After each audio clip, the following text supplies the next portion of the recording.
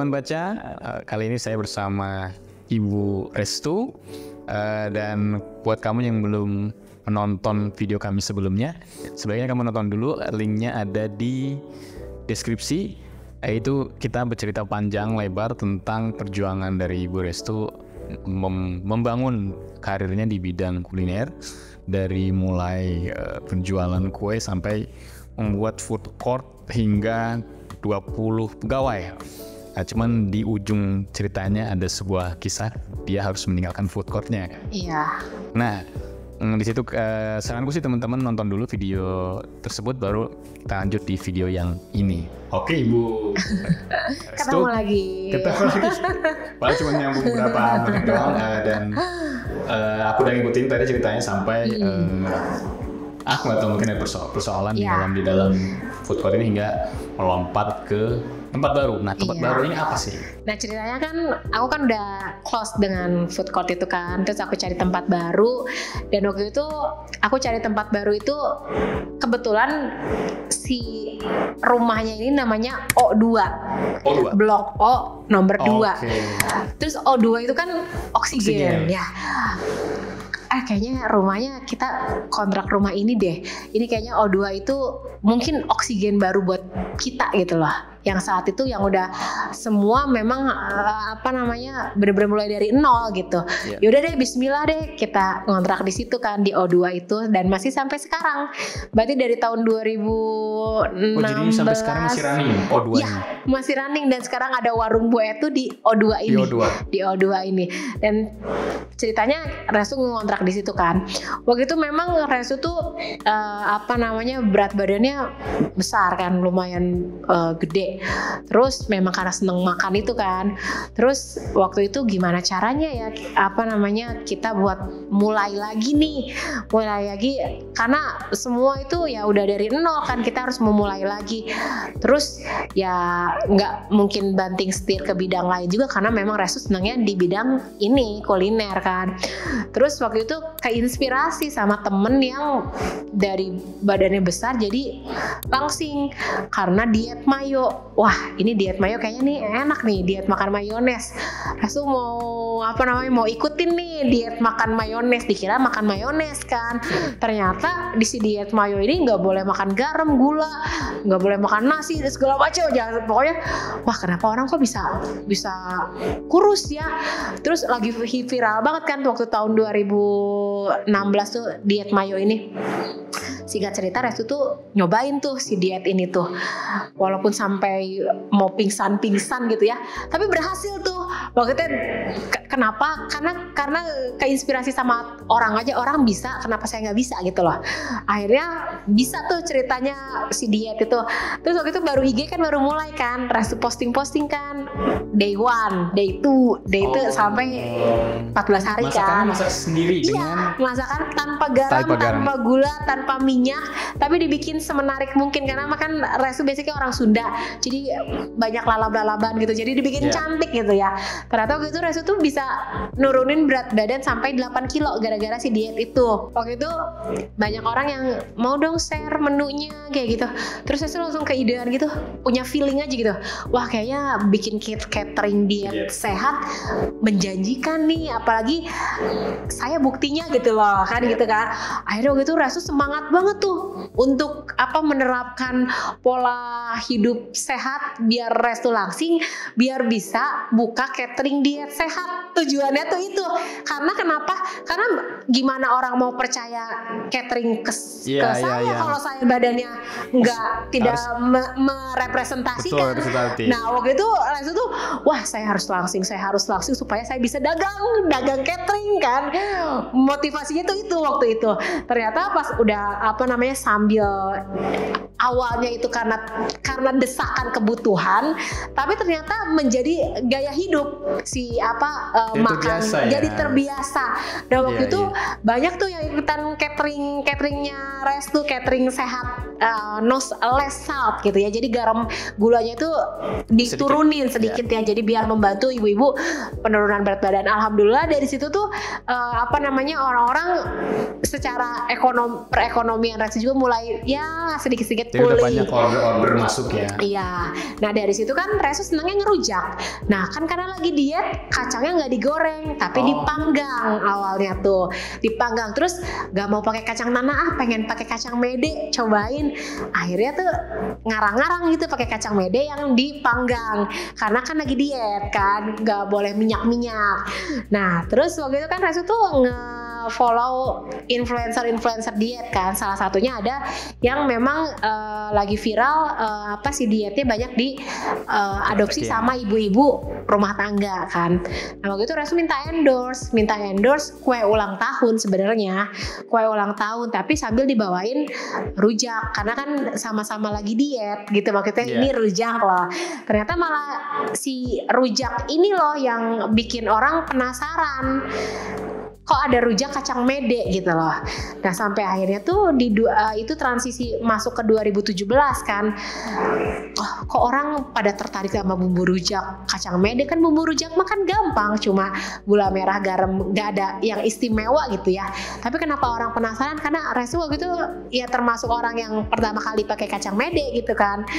Aneh gitu pakai kacang mede. Akhirnya memberanikan diri tuh, kita jualan bumbu rujak kacang mede dikirim gitu ke kirim-kirim ke keluar kota. Waktu itu memberanikan diri menjual bumbu rujak kacang mede kirim ke luar kota. Ternyata animonya di luar dugaan. Itu tiba-tiba menjadi viral dan Restu diliput berbagai tabloid nasional, TV nasional, sampai masuk ke TV, masuk ke tabloid, ke radio, gara-gara bumbu rujak itu. Tapi itu bukan yang pertama kan? Atau itu yang pertama dari Restu? Ngerujak mah sering kan, tapi si kan kacang mede itu iseng karena Restu lagi diet. Tapi sebelum itu belum ada yang melakukan itu? Belum ada. Jadi iseng awalnya tuh iseng karena tidak menghindari minyak, tapi pengen bikin sesuatu yang premium. Apa sih, kacang tanahnya diganti kacang mede gitu. Ternyata malah kok enak gitu loh, malah lebih enak gitu. Ternyata si bumbu rujak ini viral lah ya ibaratnya di IG itu, dan Restu jadi banyak yang follow dan banyak diliput sama media. Nah dari situlah mulai bertambah follower. Nah waktu itu kan Restu badannya udah jadi langsing kan ya, jadi udah karena memang udah menjadi gaya hidup yang awalnya karena ini kayaknya peluang usaha.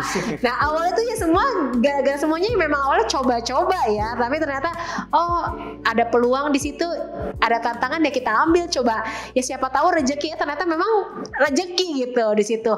Akhirnya bumbu rujak itu ya semua Restu yang ngulek, dan jadi adminnya suami. Itu ingat banget waktu itu pertama awal-awal ngulek tuh pakai sarung tangan, karena kan ngulek bumbu rujak itu berat ya, beda kayak ngulek bumbu gado-gado. Kalau bumbu gado-gado itu kan bahan utamanya kacang, dia bisa di blender. Kalau bumbu rujak itu bahan dasarnya gula merah, gula harus pakai tenaga. Nah itu ingat banget, itu PO itu sampai 1 bulan ke depan. Jadi per hari itu Restu kan paling kuat cuma, waktu itu kan awal-awal paling kuat cuma 10 sampai 15 cup yang isinya tuh 500 gram, setengah kilo. Jadi itu bener-bener sampai tangan tuh ya sampai biru, kapalan dan biru karena sendiri banget ya. Sendiri banget. Karena ngulek itu nggak semua orang bisa ngulek. Kalau yang ngulek misalnya saya pasti beda. Karena ngulek itu terlihat gampang, tapi itu di situ ada skill. Walaupun yang ditaburin bahannya sama. Ya, betul. Orang kita nyambel nih ya, bikin sambal ya bahannya sama, tapi hasilnya beda. Dan kalau blender juga jauh. Nggak bisa di blender itu, kalau gula merah main jebol di blender ya. Singkat cerita itu si bumbu rujak itu sampai viral, dan itu sampai ke tingkat bupati, dan dari bupati sampai ke tingkat Ibu Ani Yudhoyono almarhum. Itu udah sampai ke tingkat itu gitu ya. Jadi kadang kita Allah itu kasih ujian, ternyata ini loh ada sesuatu yang nggak kamu duga-duga. Bumbu rujak apa sih Mas? Bumbu rujak cuma gula merah, cabai rawit, terasi, asam, cuma itu, dan memang itu bahannya ada di pasar dan nggak ada rahasiaan gitu loh. Standar gitu. Kenapa ini bisa jadi jalan rezeki Restu gitu. Ternyata pas dari situ perjalanan Restu makin seru lagi. Di tengah perjalanan Restu datang salah satu perusahaan butter kelas internasional. Mereka mencari KOL untuk menjembatani antara company dan ibu rumah tangga, karena mereka itu awalnya perusahaan yang B2B gitu, nggak ke konsumen akhir ibu-ibu gitu loh. Ya, dia bisnis awalnya tuh kan. Konsumen. Iya, dia pengen direct ke ibu-ibu.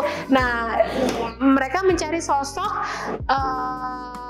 yang bisa menjembatani loh. Jadi bahasa chef dikonversi menjadi bahasa ibu-ibu, kumaha gitu kan. Nah, Restu lah dipilih. Nah, waktu itu Restu dikontrak itu untuk megang beberapa kota dan roadshow. Jadi Restu demo sambil menjelaskan produk-produk mereka. Iya. Nah, dari situ waktu itu lagi hamil tuh Mas, hamil anak ketiga.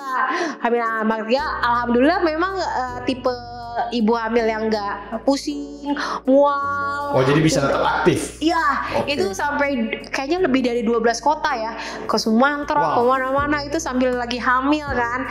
Nah, di penghujung trimester terakhir itu kenal lah sama kawan pustaka. Ini baru episode terbarunya, ini baru ke arah buku. Di 2017 itu tuh, di 2017 itu kan kawan pustaka itu kan ngeluarin buku penulis Tintin Rainer kan, itu menjadi mega bestseller nasional kan. Waktu itu Restu salah satu pengagum si Tintin Rainer kan. Terus Restu waktu itu bilang sama suami, ya ini hebat ya, ini bukan chef, bukan tukang kue, tapi ini cuma ibu rumah tangga biasa yang bisa bikin buku terus bisa dijual dan menjadi mega bestseller gitu. Kapan ya kita bisa jadi? Itu cuma ngomong-ngomong doang. Tadi kan ngomong-ngomong doang, tapi itu kejadian semua. Cuma ngomong-ngomong doang sampai akhirnya tuh ada satu penerbit yang menghubungi. Singkat cerita mau tanda tangan kontrak tuh, tapi ada satu hal yang beda prinsip. Mereka sebelum bukan kawan pustaka, sebelum kawan pustaka. Iya, bukan. Tapi itu lagi Tintin Rainer lagi viral banget kan. Terus Restu tuh kayak terobsesi pengen jadi penulis. Tapi sadar, gue siapa gitu loh, cuma ibu rumah tangga doang kan. Nah, singkat cerita ada penerbit datang. Nah, kita tuh udah mau masuk tahap udah mau nyusun, kontrak. Pas mau TTD kontrak kan ya sebelum itu. Tapi ada perbedaan pendapat gitu. Akhirnya kita nggak bisa jalan. Ya udah dari situ, wah sedih dong ya.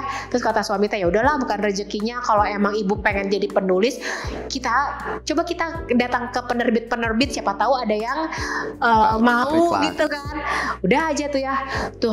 Terus ada satu lagi penulis yang keluaran Gramedia kan. Wah hebat ya ini ya kawan pustaka sama Gramedia ini nih. Aku tuh bilang tuh ya, wah ini dua penerbit yang paling gede ini di Indonesia gitu kan. Terus singkat cerita tuh ya, pagi-pagi inget banget ada telepon kan dari Mbak Ida kan. Saya Ida Ayu dari kawan pustaka Tintin Rainer. Aku tuh sampai bilang kayak gitu. Iya, saya editornya. Bisa ketemuan gak? Itu inget banget ketemuan di Bogor. Pas ketemuan di Bogor, pas Restu lagi cooking demo bareng sama perusahaan butter itu. Paginya sama kawan pustaka, sorenya pihak Gramedia juga datang kasih kartu nama. Kasih kartu nama. Waktu kasih kartu nama itu lupa editornya siapa. Tapi memang waktu awal Restu kepilih KP karena memang udah kepincut duluan gitu loh. Karena ngelihat wah ini Tintin Rainer bukunya keren banget gitu. Karena memang pengagum kan ya. Jadi dari batal sampai ada 2 pilihan. Iya, sampai ada 2 pilihan kan. Akhirnya Restu ketemulah duluan sama kawan pustaka. Udah ketemu sama kawan pustaka, Restu lagi hamil 7 bulan gitu ya, lagi gede banget kan. Terus emang bisa, saya tanya balik kan ke pihak penerbit, emang bisa, saya cuma ibu rumah tangga loh, saya bukan backgroundnya bukan kuliner profesional, bisa kok. Terus langsung ngasih tunjukin penulis-penulis mereka yang memang bukan backgroundnya bukan kuliner kan. Terus saya lagi hamil juga loh mbak gitu kan, saya lagi hamil hamil, anak saya kecil-kecil gitu, bisa kok, makanya bisa. Ya udah deh. Nah itu dia, Restu itu senang sesuatu yang baru, yang menantang, pengen makanya saya bisa nggak nih menaklukkan ini gitu kan. Akhirnya memang punya, ya itu teh punya sekarung nekat itu sih, sekarung nekat saya ambil itu kesempatan itu menjadi penulisnya Kawan Pustaka. Ya udah deh, bikin si buku yang ini. Yang pertama ini. Yang pertama. Dan waktu bikin buku pertama, pas mau lahiran kan, wah ini mau lahiran nggak akan bener nih kalau ini nggak beres materinya. Pasti udah punya bayi itu lebih repot kan. Akhirnya tuh dikejar deadline, pokoknya dikejar aja ya. Pokoknya jangan sampai bolanya ada di Restu gitu ya. 2 bulan, sebulan. Ya itu antara hamil 7 bulan sampai kurang lebih 3 bulan ya. Kurang lebih 3 bulan itu pokoknya dikejar terus ya. Materi masukin aja ya. Karena kan baru kenal juga kan. Terus pihak penerbit juga masih mendalami Restu seperti apa gitu kan. Terus akhirnya bikin ini nih, pas udah beres lahiran tuh ingat banget tuh suami bilang, kata penerbit katanya selamat udah lahiran, itu revisi pertama udah di email katanya. Oh kan masuk revisi email. Nah dari bulan Mei, jadi Mei ngelahirin itu materi semua udah masuk kan. Jadi tinggal dari bulan ini kan launching Agustus. Jadi dari Mei ke Agustus tuh ya itulah apa revisi apa ada foto yang kurang bolak-balik apa namanya revisi lah ya. Terus pas akhirnya pas baru keluar dari rumah sakit masih dijahit. Pokoknya Restu punya prinsip jangan sampai masalah itu ada di saya gitu loh. Jangan sampai pokoknya nggak mau kalau sesuatu itu bolanya ada di saya. Jadi ganjil ya. Iya. Jadi kalau ada sesuatu itu bolanya pengen dilempar ke orang aja ya, jangan sampai bola ada di saya. Wah udah revisi masuk cepet-cepet itu buru-buru kerjain revisi, lempar lagi ke penerbit, setiap masuk lagi lempar lagi, pokoknya harus jangan ada di tangan saya aja ya. Terus akhirnya di bulan Agustus awal tanggal 5 itu terbit dan itu waktu awal-awal tuh penerbit tuh cuma bilang targetnya 500. Targetnya 500 dan itu seminggu. Targetnya itu 500 eksemplar seminggu. 500 seminggu. Ya udah. Ternyata pas baru ini keluar baru beberapa menit itu 1.500 tuh udah lewat aja. Pokoknya tuh sampai ingat banget sampai WA tuh sampai. Oh jadi penjualannya ada via WA juga? Iya kan waktu itu masih via WA kan. Iya. Sampai cepet banget itu sampai per detik itu gitu. Sampai akhirnya tuh berapa ya? 6.000, 5.000 dalam? Hitungan kayaknya nggak sejam, kurang dari 1 jam. Bagus banget. Itu sampai merinding banget tau nggak? Sampai merinding banget. Nggak expect banget sebenarnya. Expectnya apa ya? Itu target 500 tadi itu cuma seminggu kan? Iya, target penerbit itu cuma 500 1 minggu. Terus pas kita bisa ini 5.000 kurang dari 1 jam itu siapa saya gitu loh. Saya siapa gitu loh. Tapi kan seorang kadang bisa mengukur kan bahwa aku kan mungkin udah pernah viral atau udah pernah itu. Ngukur gimana? Mas saya nggak bisa ngukur. Saya sadar diri. Buku juga kan baru ya, dunia baru. Sebenarnya 5.000 bisa berapa sih? Saya penulis baru tuh, saya ibu rumah tangga, saya nggak punya basic. Walaupun saya viral bumbu rujak kan belum tentu saya sukses juga di buku. Maksudnya orang mau beli buku karena viral bumbu rujaknya kan belum tentu. Iya, ini kan baru pertama kali, terus itu benar-benar di luar nalar gitu loh. Di luar perkiraan penerbit, di luar perkiraan kita juga gitu kan. Karena kita juga ngukur ya siapa saya gitu loh. Saya cuma ibu rumah tangga yang memang seneng hobi nge-share resep-resep yang memang itu resep dagangan Restu gitu loh. Memang awal-awal Restu keluar di Instagram itu kan Restu banyak share tips resep dagangan Restu. Dan memang agak-agak vulgar gitu loh. Waktu zaman sekarang belum bagi-bagi sekencang sekarang ya. Sekarang kan orang bagi-bagi itu udah nggak tabu kan ya. Waktu dulu awal-awal itu kan tabu. Jadi bagi-bagi gimana? Bagi-bagi resep. Oh dulu dan tuh orang tuh merahasiakan. Iya. Dan Restu itu bukan cuma bagi-bagi resep, bagi-bagi mereknya juga gitu loh. Jadi Restu tuh pakai coklatnya belinya di sini. Memang Restu sevulgar itu gitu loh. Kenapa sampai orang makan rahasia itu ya, rahasia dagang. Ya Restu punya prinsip kan rezeki mah bukan karena bagi-bagi resep gitu loh. Bener kan? Resep rezeki itu semua orang itu kan pasti udah ada takdirnya, udah ada jalannya. Betul. Di pasar juga kanan kiri depan belakang jualan cabe. Produknya sama, iya. Nah, kenapa Restu sampai vulgar buka-bukaan sampai merek apa yang Restu pakai? Ya biar orang tuh sama loh, ini jualan Restu. Kamu beli, beli produk saya. Kalau kamu mau jualan, pengen resepnya sama kayak saya, ini loh mereknya, gitu loh. Awalnya tuh kayak gitu. Cuma itu juga di internal keluarga Restu sendiri juga pasti ada kontroversi juga. Ya, betul. Atuh teh sing kira-kira itu kan resep dagang teh.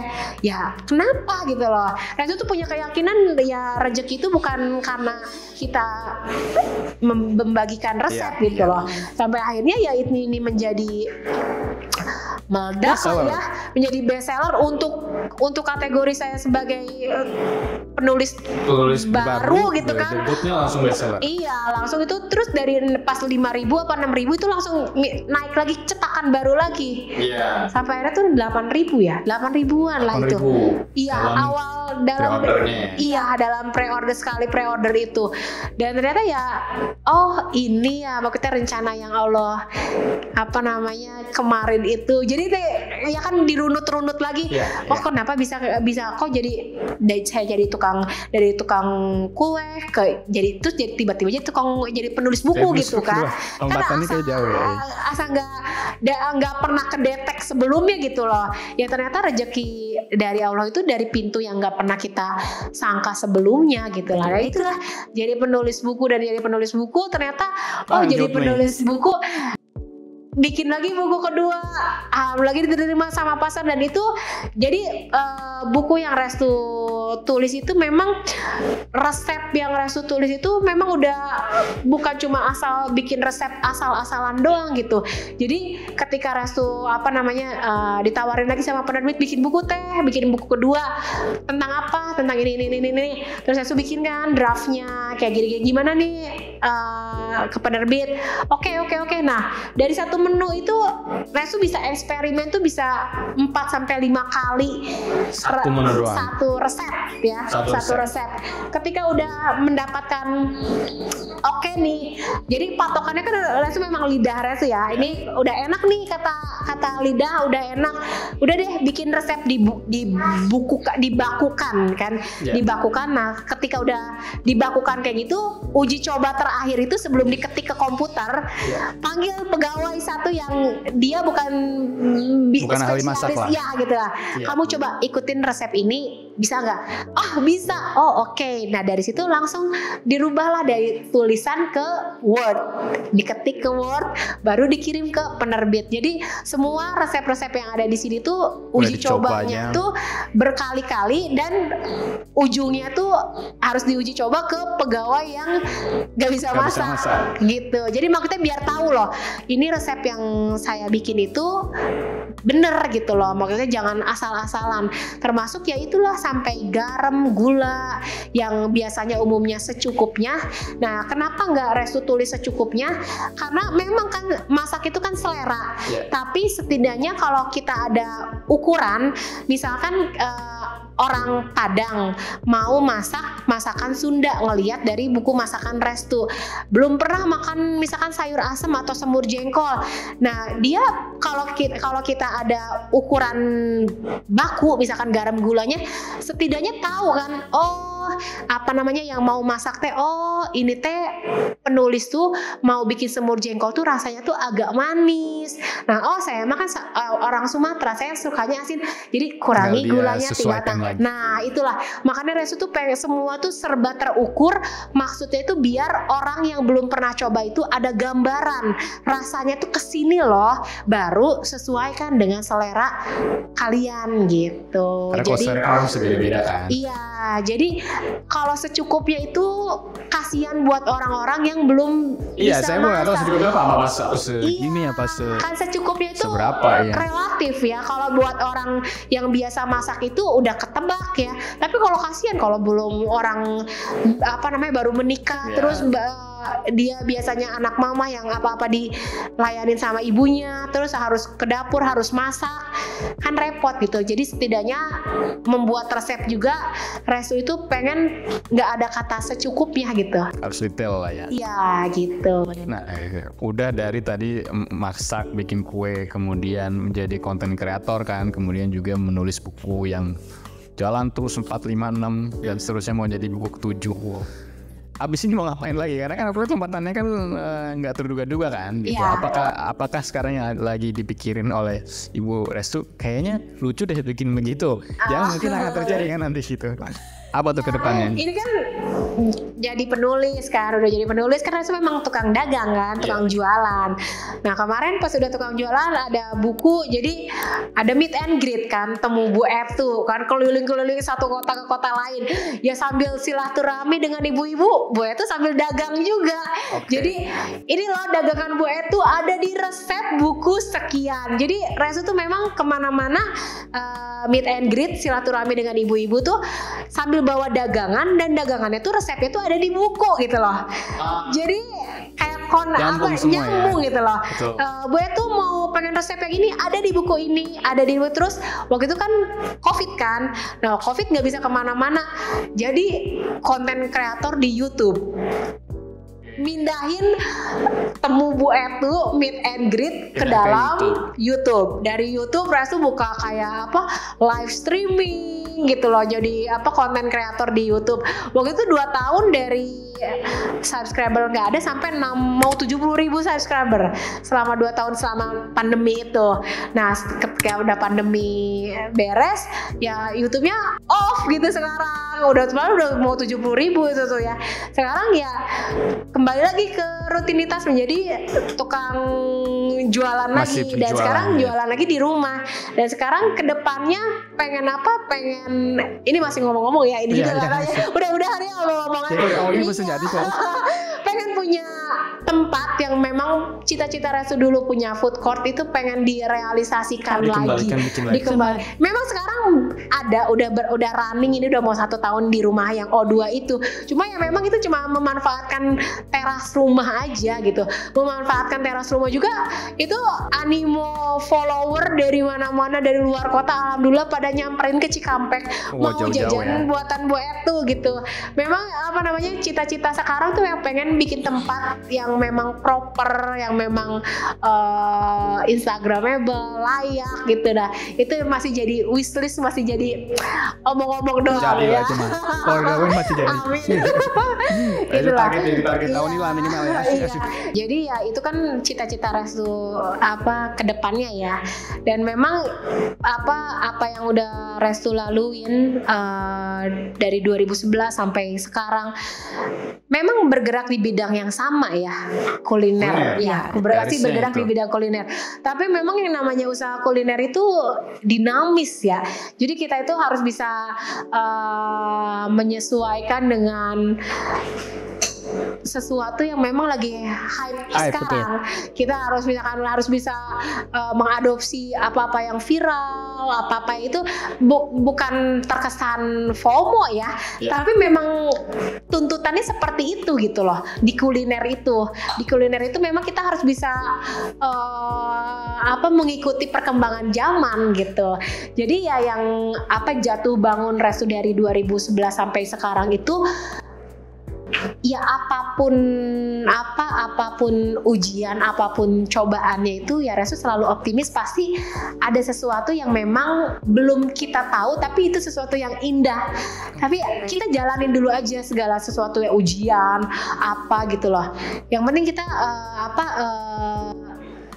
nikmatin proses itu. Jadi jangan, kadang kan ada orang yang aduh saya nggak mau lah usaha ini lagi, udah kemarin udah trauma bangkrut atau apa. Malah ketika Restu mendapatkan usaha dari ibaratnya dari kalau skala angka dari 10 jebret jadi 0 bahkan minus, ya Restu tuh kayak punya, saya harus kembaliin lagi ke angka 10 gimana caranya gitu. Dan kita ya memang ya jangan putus-putus untuk terus berjuang.